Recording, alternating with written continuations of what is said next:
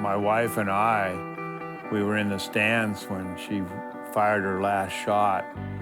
And once we knew that she'd actually won a gold medal, it was unbelievable amount of pride, excitement. Kim winning the gold, I don't know that I really expected that. It was just amazing. Every emotion hits you at once. You want to run, you want to scream, you want to cry, you want to jump up and down, and you just don't know which one to do first.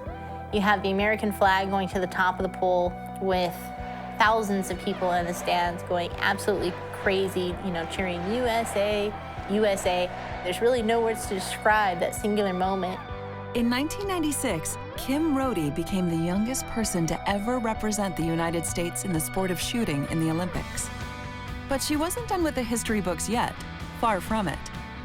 When Kim went on to win her event, double trap, she became the youngest female gold medalist in the history of Olympic shooting.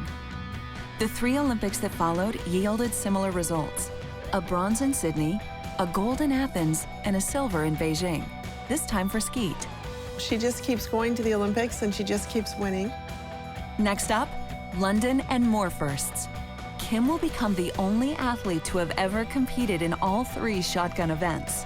She could also become the only American athlete to win 5 medals in an individual event in 5 consecutive Olympic Games. Shooting was just something that was a way of life. It was passed down generationally in my family. My grandfather was a houndsman and grew up in Montana and brought all that rich heritage with him to Southern California, and then taught my dad. And my dad talks about, even to this day, how he can't remember a weekend that he wasn't hunting or fishing or in the outdoors. And of course, when he married my mom and dad taught me. When Kim was born, it was just a natural thing.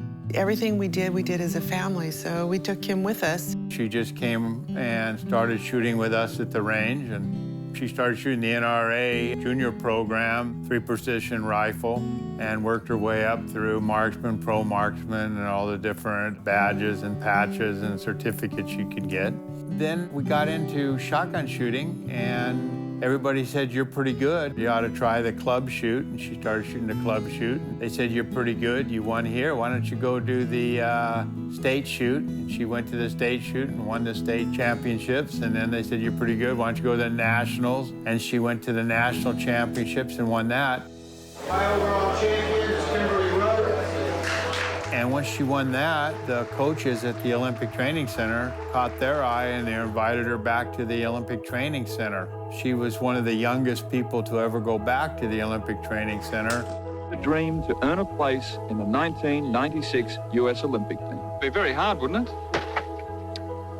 No, not really, because I'm used to already shooting skeet, so it would just be, there's only one difference. You'd just be shooting doubles. You'd be shooting at low gun. But the other difference is that you'd be shooting against some of the best shooters in the world then, wouldn't you? Yeah. And you think you can do that? Yeah. Now we're going back and going to shoot trap and skeet in the London Olympics. Going from skeet to trap or trap to skeet, you don't see anyone do that. Bob? 2 different games. It's like playing football and soccer. You know, I mean, they're both played with a ball, but the rules and the way you play it are totally different, and it's learning something completely over again. We've been around a long time. We've broken a lot of clay targets, but to watch this is just absolutely amazing. Bob? This lady can compete against anybody. What a representative for the United States of America.